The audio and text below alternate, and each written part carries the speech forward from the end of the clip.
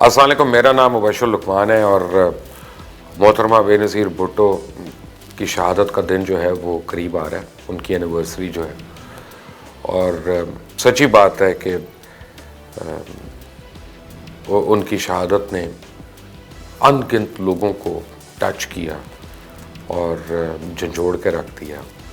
میری ان سے کچھ ملاقاتیں ہیں ذاتی طور پہ، اور ان کو صرف عظیم عورت کہنا جو ہے نا وہ میرا نہیں خیال کہ صحیح ہے، بلکہ کیونکہ وہ انتہائی عظیم تھیں اور اس میں کوئی دو رائے نہیں ہونا چاہیے. ان سے سیاسی اختلافات تو ہو سکتے ہیں، لیکن ان کی شخصیت اور ان کی جو شخصیت کی کنٹریبیوشن ہے اس سے کوئی اختلاف نہیں ہو سکتا. میں ان کو سب سے پہلے جب میں ملا تھا تو وہ ہم بہت چھوٹی عمر تھی میری بھی، اور وہ بھی بڑی ینگ تھیں. اس وقت کوئی نہیں سوچ سکتا تھا کہ یہ جو ذوالفقار علی بھٹو کی بیٹی ہیں یہ ان کے ساری اولادوں کو پیچھے چھوڑ کے اس طرح آگے نکل جائیں گی. لیکن آج مجھے جب اکثر لوگ پوچھتے ہیں، میں سمجھتا ہوں کہ میں لکی ہوں کہ میں بڑا ینگ تھا، حالانکہ ایز اے اسٹوڈنٹ میں بھٹو صاحب کو بھی میں ملا ہوا ہوں. اور بھٹو صاحب اس وقت میرے نانا کے گھر آئے اور میں نے ان کی تصویریں بھی اتاری تھیں، اور میں اس وقت فوٹوگرافی کا مجھے شوق ہوتا تھا تو فین روڈ کے اوپر. تو پھر بھٹو صاحب تو نہیں رہے اور ہم یہ سمجھتے تھے کہ بھٹو صاحب جیسی قداور شخصیت کوئی نہیں ہو سکتی. لیکن جب محترمہ بے نظیر بھٹو کی شہادت ہوئی اور تو مجھے احساس ہوا کہ محترمہ جو ہیں یہ شاید انہوں نے اپنا قد بھٹو صاحب سے بڑا کر لیا تھا. بھٹو صاحب فاؤنڈر تھے پیپلز پارٹی کے.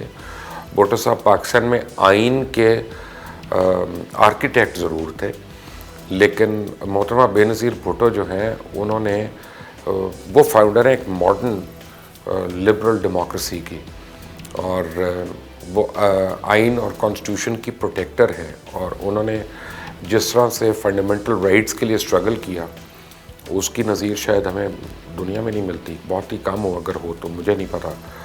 اور مجھے یاد ہے کہ ابھی بھی مجھے ایگزیکٹلی یاد ہے جب ان کی خبر آئی کہ ان کو گولی لگی ہے یا ہٹ ہوئی ہیں وہ، تو میں اس وقت وزیر تھا اور یعنی سمجھ ہی کچھ نہیں آئی کہ کیا ہوا، کیونکہ کئی لوگ آپ کے سامنے جو ہوتے ہیں نا ان کے متعلق آپ سوچ نہیں سکتے کہ یہ نہیں ہوں گے یا یہ ہمارے درمیان نہیں ہوں گے.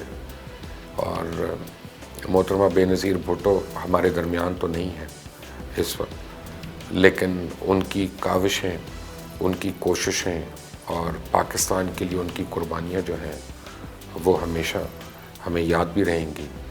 اور جتنی مرضی ہم ان کے متعلق باتیں کر لیں وہ کم ہے.